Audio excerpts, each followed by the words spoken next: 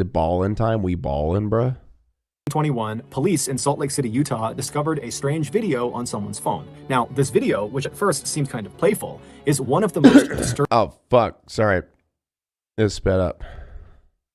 disturbing and distressing videos when you realize what it's about. Fair warning, we're going to play a portion of that video in today's episode towards the end of the episode. Oh, God. And also, fair warning, the ending to this story is just totally heartbreaking and brutal.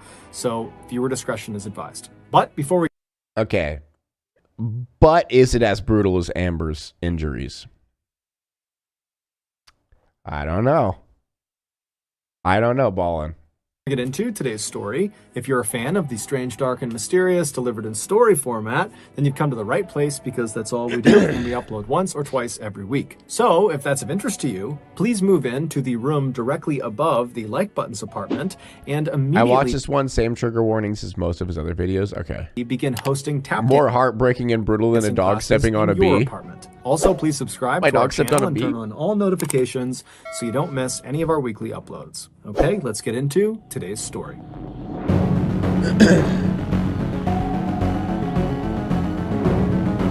There's an Amber Heard emote? Hell yeah. Monica 6 hearsay. The fuck? On January 28th, 1976, Daniel Halseth was born in a small town in Oregon called Estacada, which is located about 30 miles southeast of Portland.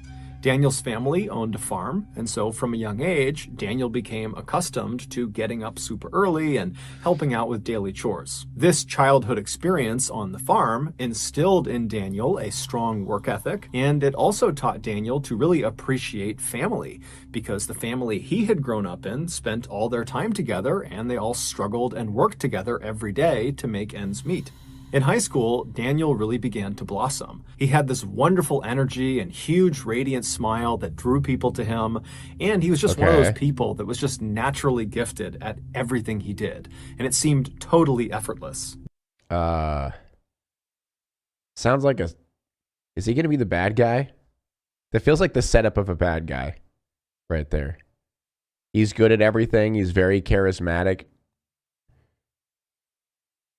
I don't know. During his high school years, he picked up playing the piano as well as the drums, and his classmates affectionately nicknamed him Drummer Dan. Daniel was also amazing with anything to do with computers or technology, and Daniel was just very handsome and very athletic and fit, and so he was really the guy that everybody wanted to be. But despite having all of these things going for him, Daniel was dealt a major blow in 1994 when he was in his junior year of high school. That year, his father, who he was quite close with, died unexpectedly from a brain aneurysm. This was a crushing blow for a young man that still very much leaned on his father for guidance and support. But he was such a good guy until he wasn't. Daniel, like the rest of his family, found a way to just keep on going despite this immense heartbreak. In 1995, so a year after his father's death, Daniel would graduate high school and he would head to Salem, Oregon, where he would go to school and earn his bachelor's degree in music, and then he would stick around in Salem at another university and he would earn his master's in business. And it was during those years that he... That's weird combination, I would say. He gets a bachelor's in music and then a bachelor's in business. Those are like the polar opposites. It was in Salem that Daniel would meet a young woman named Elizabeth Schwarak, who had grown up in Salem. She, like Daniel, was incredibly hardworking and was just naturally good at everything she tried. She was also a model, and so when she and Daniel began dating, they genuinely looked like this beautiful Hollywood couple. In 2001, which was shortly after Daniel had earned his master's degree, he and Elizabeth Music and business as majors can help with marketing. Business has nothing to do with like advertising and marketing music. Music, that's not, yeah. The business is about business, like starting a business and doing shit like that. Later, the couple, who now were the proud parents of 3 young children, 2 girls and a boy. I mean, it'd be a good way to figure out his finances as a musician. There. Daniel had founded this computer IT company because he was so skilled with computers, and it was really starting to thrive, and many of his clients were in or around Las Vegas. But just a few years after getting settled in Las Vegas, it would be Elizabeth's career ambitions that would take center stage in the family. Elizabeth had always wanted... Oh, no. He's going to become... Oh, no. I see where this is going. ...to get into politics, and in 2010, she decided she would run for a stole the spotlight in Nevada. But in order to do that, she would need to campaign really aggressively, which would mean she'd be gone a lot of the time. And so Daniel, who was working full-time with this computer company, he would need to keep doing that because that paid the bills, but he would also have to become the primary parent for their 3 children. And so when she approached Daniel and said, you know, I really want to do this, but it requires a lot out of you. Are you willing to do this? Daniel was completely supportive and actually really excited at the idea. He had no problems whatsoever. And so very soon, Elizabeth would be out on the road campaigning and trying to win the state Senate seat, and Daniel would be home goofing around with the kids and taking them hiking and going to playgrounds and parks. And then after he would put the kids to bed at night, he would stay up super late and run his computer business out of their dining room. And all this additional hard work and sacrifice that Daniel was making for his wife paid off when later that year, on November 2nd, Elizabeth, who had run this incredible campaign that was built on family values and wholesomeness and morality, she would win the state Senate seat, which shocked the state of Nevada. And even more impressive, she would become the youngest woman to ever be elected to Nevada legislature at just 27 years old. So it was clear to everyone in Nevada. That's how old I am. Man. I'm a failure. And also outside of I Nevada, could be a state senator. Elizabeth was destined for greatness. She was going to be the next big political superstar. And anyone who was close to the Halseth family knew Daniel was her #1 cheerleader. He was so proud of her. But soon, the Halseth's perfect life would come crumbling down. It was not long after Elizabeth had won her election that Daniel began to notice she was becoming suspiciously close with another man named Tiger Elgelian, who was a former golf pro and fellow rising political star. After noticing his wife constantly texting with Tiger, Daniel would actually reach out to Tiger directly and beg him to stop messaging his wife and to just leave his family alone. But the texting and the calling and the interactions between those two would not stop. And then finally, in October of 2011, so less than it's always the goddamn golf pros, man. A year into Elizabeth's first term as a state senator, Daniel would find out that his wife and Tiger had been away together alone on this long extended work trip. Oh my God, what a bitch! Oh my God, what a fucking bitch. Imagine how crushed you would be. Holy shit. You give your entire life for her to win and go out and like win something, like win a senatorship, and then she just pays you back by cheating on you. Realized that almost certainly his wife was having an affair. And so when his wife came home from this trip and she was unpacking in their bedroom, Daniel walked into the room and he accused her of being unfaithful. I don't know, maybe we'll see. The argument that ensued got very heated, but it did not become physically violent. Basically, Daniel just screamed and yelled at Elizabeth, swearing at her and kind of losing his temper completely. But at some point, Elizabeth just said, "Daniel, stop." And Daniel would actually stop. And in fact, both Elizabeth and Daniel, when they were called this night, would say as soon as she said stop, Daniel stopped yelling and he left the room. Over the next couple of days, Daniel and Elizabeth would go to therapy sessions at their church, indicating that they both were making a concerted effort to try to salvage their marriage. But on October 21st, 5 days after this big blow-up fight about the affair, Elizabeth would go to police and she would claim Daniel had touched her inappropriately during the fight they had over the affair. And so Daniel, much to his shock, was arrested and charged with something What? called open and gross lewdness, which is effectively What? unwanted touching of another person. This accusation is quite common, especially amongst people at bars who are drinking. You know, there's lots of unwanted touching that can happen there. But interestingly, this particular charge is cited as being one of the more frequently falsely accused offenses because the police do not require any physical proof to actually arrest someone. Basically, he's got that people Amber Heard are, memory. in theory, That's right. able to get other people arrested simply by claiming they inappropriately touched them, even if there is not a shred of proof. It's basically one person's word against the other. After being found guilty of open and gross lewdness, Daniel was sentenced to 6 months of probation, anger management. Damn, he is chiseled. Look at that jawline. Holy shit. Dude, that is a chiseled ass jawline. Oh my god. He cut and glass he had to with that register shit. as a sex offender. He's a Shortly Chad. after he was found guilty, Daniel filed for divorce. Their divorce, which was heavily centered on who gets custody of their 3 kids, was very contentious, it was very bitter, and it was very public. Because Elizabeth was a state senator, she was in the public eye, and because her campaign that she had run on to get elected was built entirely on wholesomeness and family values and having good moral character, shit. that when rumors started to fly that she had had this affair with Tiger Helgelian and that had blown up her family and her husband is being charged with open and gross lewdness, it was just so salacious that despite her denying that she ever had this affair and acting The fuck? Salacious? Having or conveying undue or inappropriate interest in sexual matters. Salacious. I've never heard of that word. What the fuck, Ballin? like she was in the right, she was still forced to resign from her state Senate seat in February of 2012. The divorce would finalize later that year, and most likely because of Daniel's new sex offender status from the open and gross lewdness charge, he was denied custody of the 3 children. Oh my despite the God. fact that for the last several years, he had been I didn't even think about that. He has like a sex offender charge on his record now. Oh my God, that sucks. primary parent. So Elizabeth, she gets custody of all 3 kids, and she poor promptly kids, man. leaves What the Nevada fuck? to go to Alaska with her 3 kids to live with Tiger Helgelian, the man she Oh, bitch! You stupid bitch! Oh my God. And she takes the kids. Dude, the kids deserve to stay with the dad. Holy shit. He literally cared for all of them by himself while he was working. What a bitch.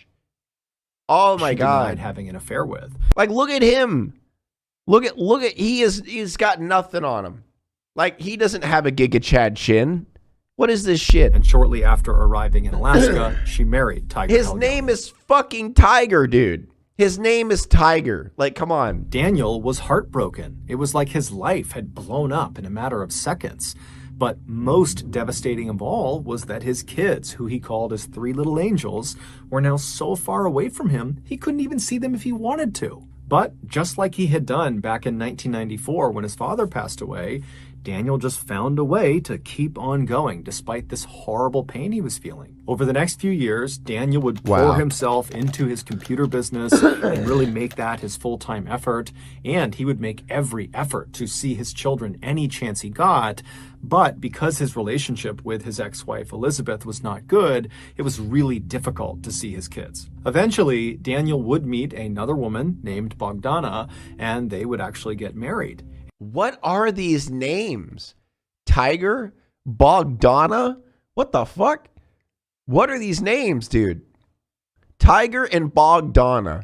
And when that happened, it seemed like in the eyes of Daniel's family, he was starting to kind of finally get his life back on track. Around this time, Daniel began sharing more and more of his life on his social media channels. And every post he made, and he made lots of them, nearly every... Bruh, it's Keanu Reeves. Don't be impressed by money, followers, or titles. Be impressed by kindness, humility, and generosity. He's even got a lion that says patience is power. Oh my God, this is sick. I love this. It's the Giga Chad quotes, every man. day were so overwhelmingly positive and optimistic, and it really showcased his wonderful personality that was all about lifting up your fellow person and just being a good human being. And he also posted loads of videos of him goofing around with his 3 kids because he adored his kids. They were the most important thing to him by far. But despite having this very cheerful outward presence on social media, privately, Daniel was dealt yet another very difficult blow in 2019. Oh my God, Daniel, come on, when man. his marriage to Bogdana, his second wife, fell apart. No! And so once again, Daniel was all alone. His social media posts Not around the time Bogdana. of the second divorce remained positive and very optimistic. Damn, for the most part. Daniel, But anytime damn. you saw an image of Daniel actually facing the camera, you could just see a distinct sadness in his eyes. But just as quickly as it Damn. seemed like, once again, Daniel's life was just going to crumble. But he's hot. What the something fuck? That's what I'm truly saying. amazing happened for Daniel. Daniel's Let's first go. ex-wife, Elizabeth, and their 3 kids decided to leave Alaska and come back to Nevada and resettle in Las Vegas. This was not because Elizabeth wanted to rekindle with Daniel. It was just because she and the kids liked living in Las Vegas and wanted to come back. And as soon as they were back, Daniel suddenly got to see his kids all the time. He was so excited and so happy. In fact, by late 2020, Daniel's youngest daughter, Sierra, who was 16, she had basically just moved in with Daniel, even though, legally speaking, she was not supposed to be doing that.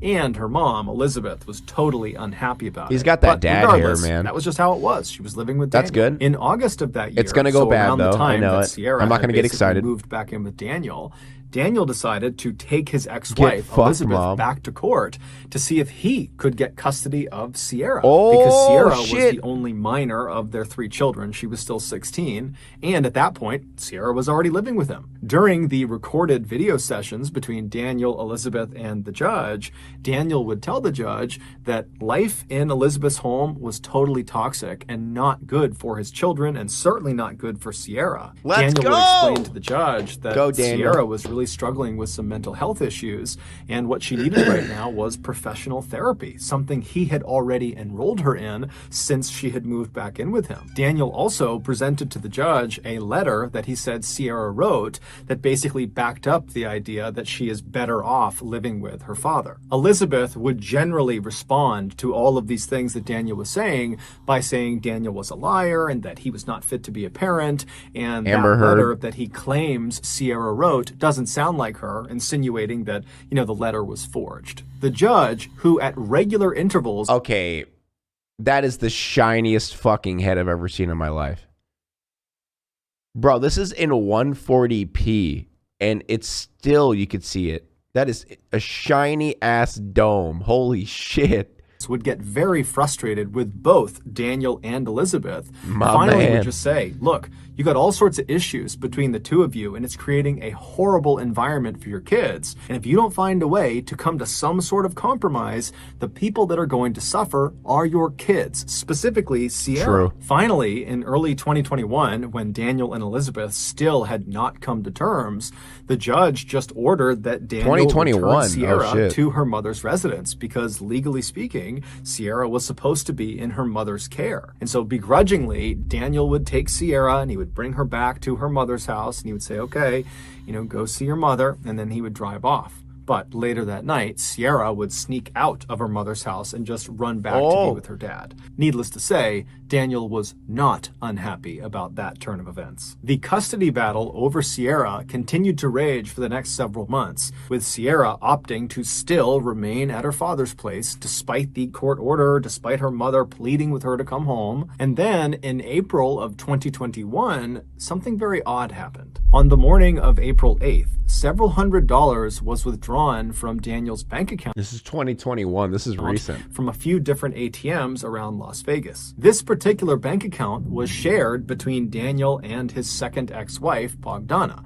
They just hadn't gotten around to relinquishing control to one or the other. And so these particular withdrawals were Oh, God.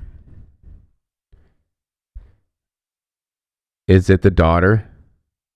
Oh, no. uncharacteristic for Daniel or for Bogdana, and so they were flagged as potentially fraudulent, and so the bank sent notifications to both Daniel and Bogdana saying Don't as much. tell me it's and the so daughter. Bogdana, she gets the messages that there's been these potentially fraudulent charges. She knows it wasn't her, and so she...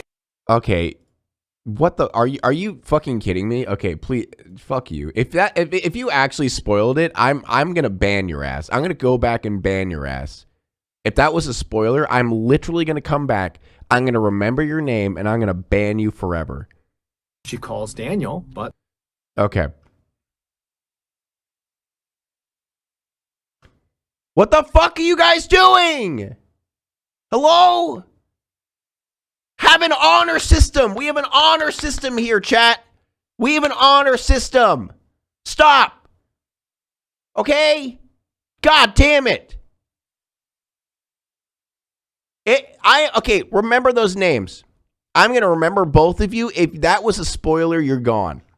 All right? You're both gone. Wait, I'm going to write your names down right now.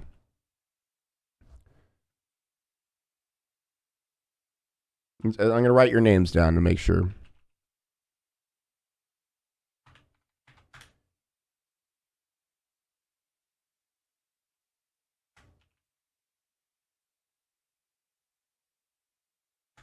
Okay.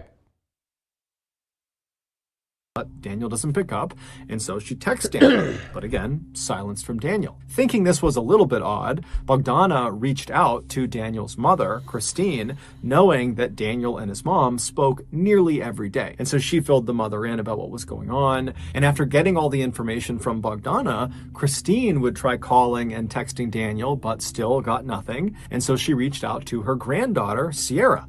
And so she calls Sierra. Sierra doesn't pick up. She texts Sierra asking to speak to Daniel, and Sierra doesn't get back right away, but eventually she responds to Christine, and the response just said, his phone has been acting up, but he's okay. It should be fixed by tomorrow night. Okay. No worries. Now, Christine was relieved to read that her son and her granddaughter were just fine, but at the same time, there was just something odd about the fact that she could not get in touch with her son, and that Sierra was kind of acting a little bit cagey, not answering her phone, which was unlike her, and then sending a message that didn't quite sound like her.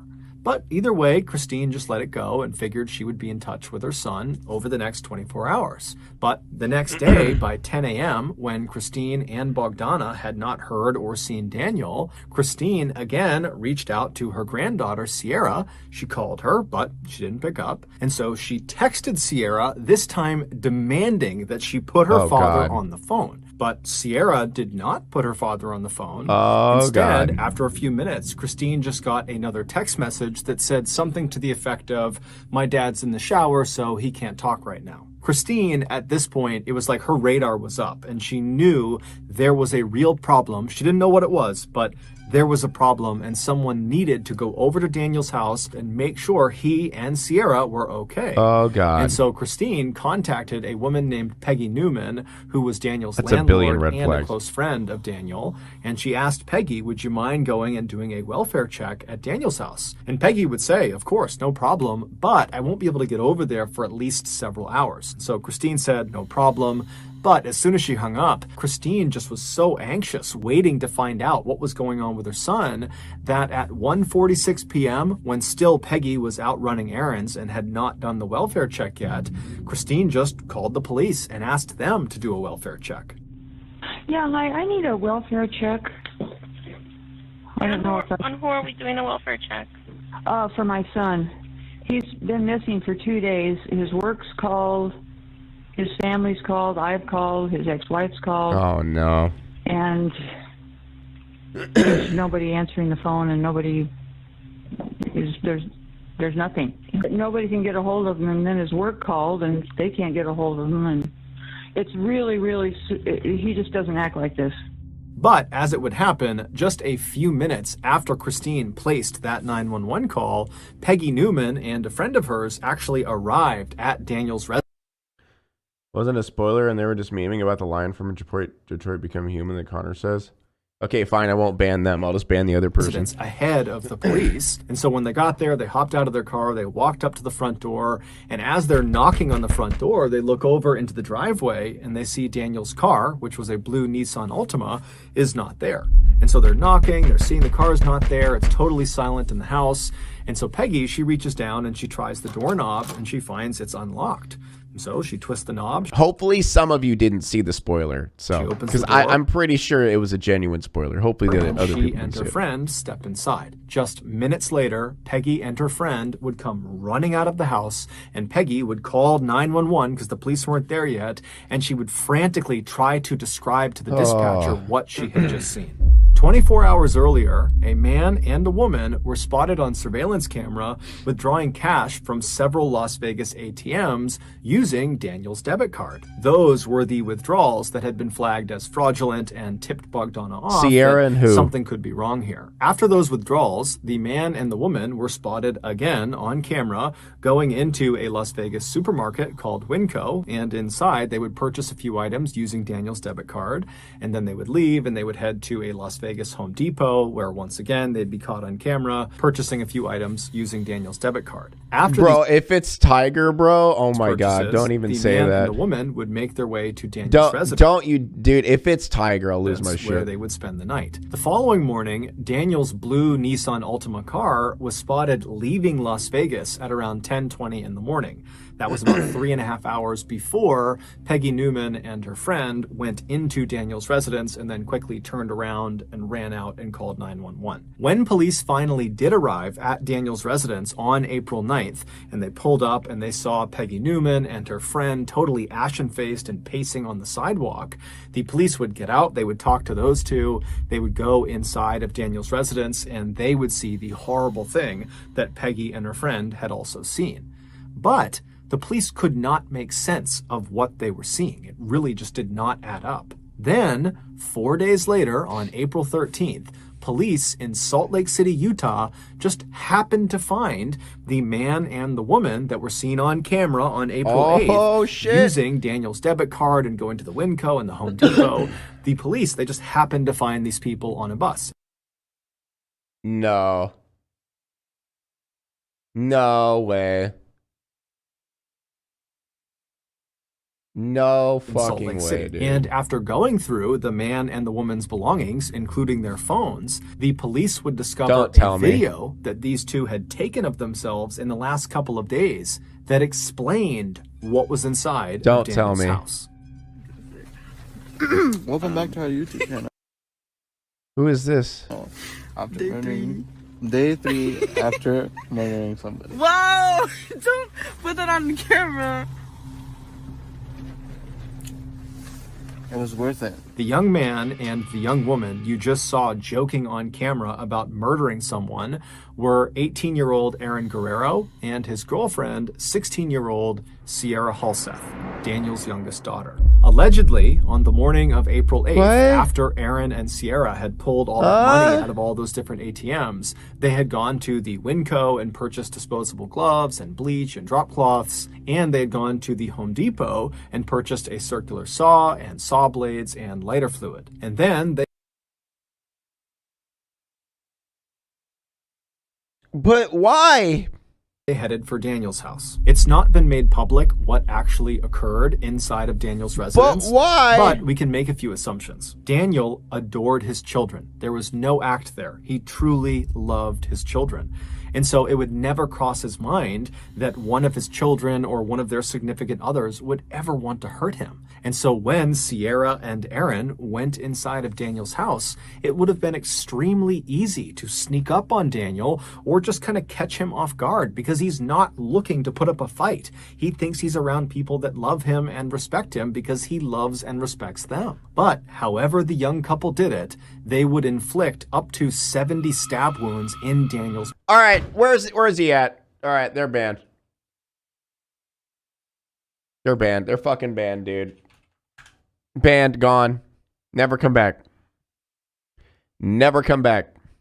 body, most of which were You in the son back of a his bitch. head. And then at some point during this vicious attack, they stuffed Daniel into a sleeping bag, and right in the middle of the living room of his house, they doused him in lighter fluid and lit him on fire.